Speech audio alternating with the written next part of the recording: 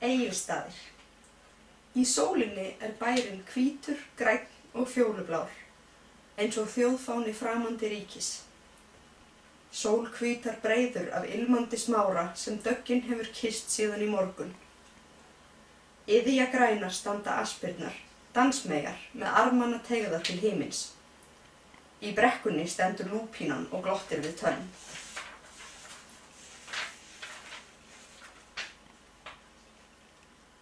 Kaupfélagið heima var ógnvænlega stórt, heill heimur af allra handa vörum. Lítil stelpa missti sjónar á mömmu sinni, hélt aftur af tárunum með herkjum og óttaðist það mest að þurfa að ráfa milli rekkana eilífð. Ég enn sama stelpan, en kaupfélagið hefur hins vegar minnkað og búið að opna bónusverslun handan við hornið.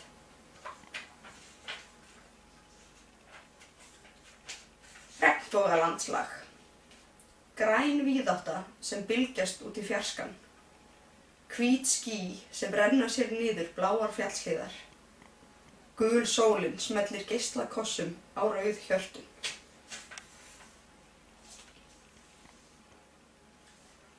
Ömmugarður. Í garði genginnar ömmu standa trén ennþá styrkum rótum. Þar vaksa engin blóm lengur, nema í bláleitum draumum mínum.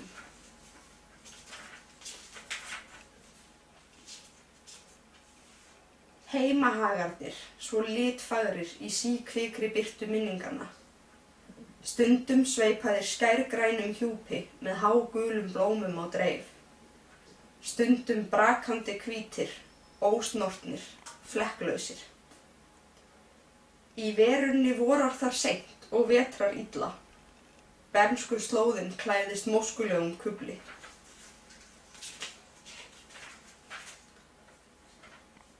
Smábær. Bak við gluggatjöldin búa nöðrurnar, fylgjast með þér og hvæsa. Eitrið rennur í stríðum straumum göturnar, flæðir yfir bæinn. Og smám saman verðurðu sjálfur að eitraðri slöngu sem hvæsir bak við glerið.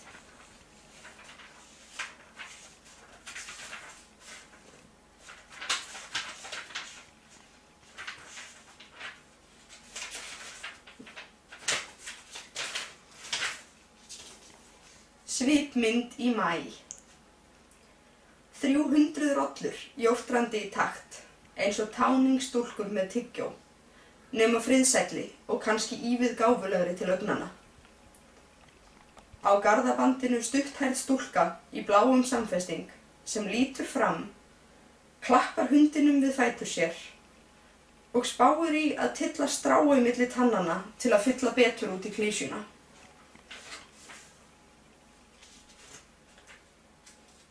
Vor 2007. Austan við Mána og vestan við Dyrfjöll býr vorið. Ilmur aspanna sterkur í næturbitrunni og norðan garðinn blæs gæsunum í brjóst grálinda ástarsöngva. Andvaka lamb jarmar út í örstutta nóttina og inni kaffið klárt.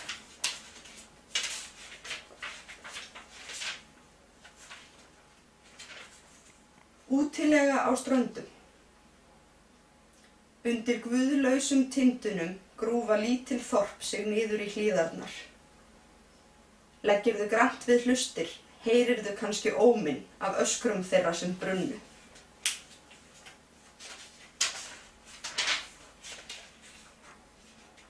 Töfrar. Þú dregur snjóhvíta dúfu úr loftinu einu. Með vængjaslætti hverfist hún í dúnmjúkan klút sem þú strýkur brjóst mér. Með nettri sveiflu breytist hann í hjarta mitt, blóðugt og titrandi, og þú hneigir þig, breiðir út faðminn og hvíslar töfrar.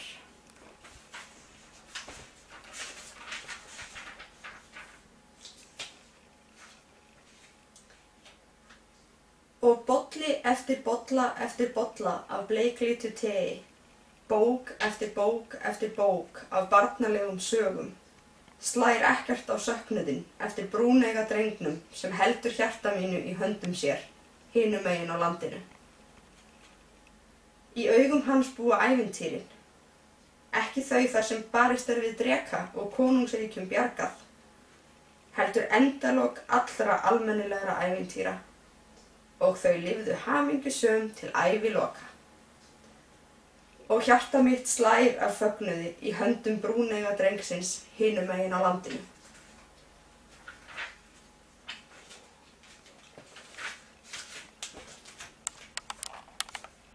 Í draumum mínum heldurðu fast hendurnar á mér og við snúumst í hringi, snúumst og snúumst og snúumst og snúumst, svo ógnar hratt.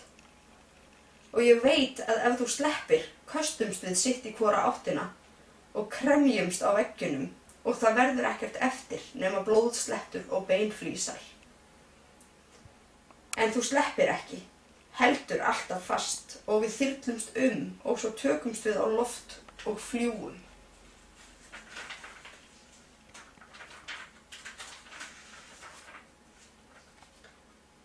Hlauptu, stúlka litla, hlauptu, yfir víðfeðmar huglendurnar, hlauptu. Öskraðu, stúlka litla, öskraðu.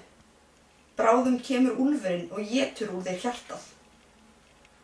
Veistu ekki, stúlka litla, veistu það ekki, að í draumum heyrir enginn þig öskra og þú kemst aldrei undan.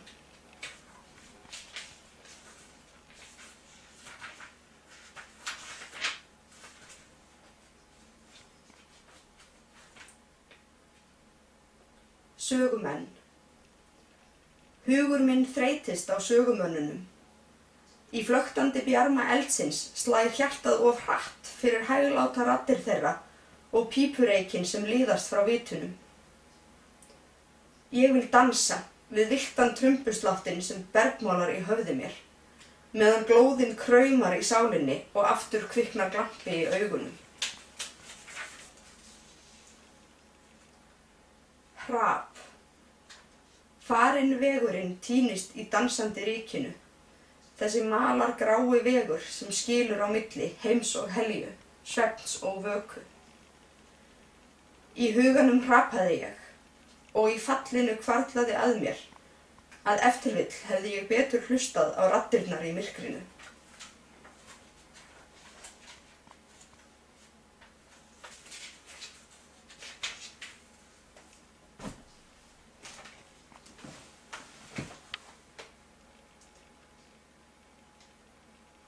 Þegar maður búinn að fá dundrandi niðurgang og æla í gaupnir sér, sitjandi á klósettinu, það eins og andskotans brandari að vera ennþá bara með 3 í útvíkun. Holy fucking crap, hvað þetta sárt, hugsaði ég. Og eruð þið ekki að grínast með þetta, hugsaði ég og ældi í poka yfir hliðina á rúminu. Og shit, þetta hægt, hugsaði ég. Og hvort sjálfan andskotan heldurðu eiginlega að ég sé að gera kerlingar djöfull, hugsaði ég, þegar ljósmóðurinn sagði, íttu betur. Þetta gengur ekkert, það ekkert að gerast, þetta verður aldrei búið, ég dey líklega af þessu, hugsaði ég, og ýtti og öskraði af öllum lífs- og sálarkröftum. Hamingjan hjálpi mér, nú hef ég rifnað alveg aftur í raskat, hugsaði ég. Þegar skyndilega hvarf allur þrýstingurinn og eitt augnablik hafði ég af þessu umtalsverðar áhyggjur. En svo sá ég að höfuð barnsins hafði skotist út eins og kampavinstappi. Vantaði bara að það heyrðist plopp. Og svo reiðilegur barnsgrátur og þá hugsaði ég ekki meir.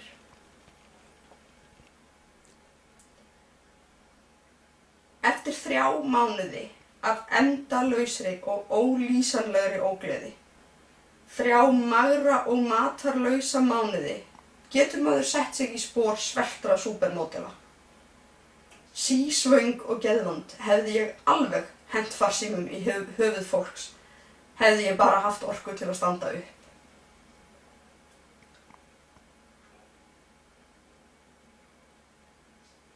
Með gráar litlar gamalmennis hendur, kreftar í agnarsmáan hnefa, eins og hún ætli ekki að láta heiminn komast upp með neitt kjaftæði.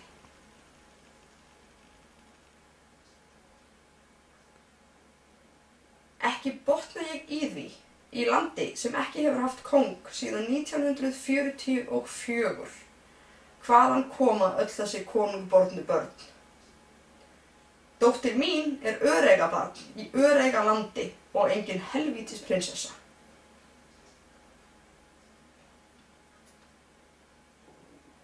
Leiði hugan að því milli hríða hvernig geti eiginlega staðið á offjölgunarvandamálinu í heiminum. Þennan fjanda hef ég engan hug á að gera aftur. Líklega eru konur upp til hópa brjálaðar. Einhver ástæða hlýtur að vera fyrir því að gera þetta aftur, jafnvel oft. Og brjálsemi jafn góð skýring og hver önnur.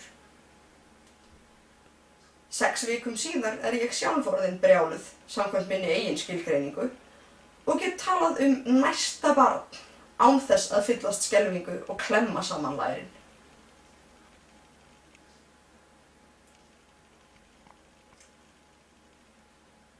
Og svo hún allt í einu þarna. Eina manneskjan í öllum heiminum sem nær að heilla mig upp úr skónum, strax við fyrstu kynni, þótt hún sé nakin og öskrandi með kúk í hárinu. Takk fyrir.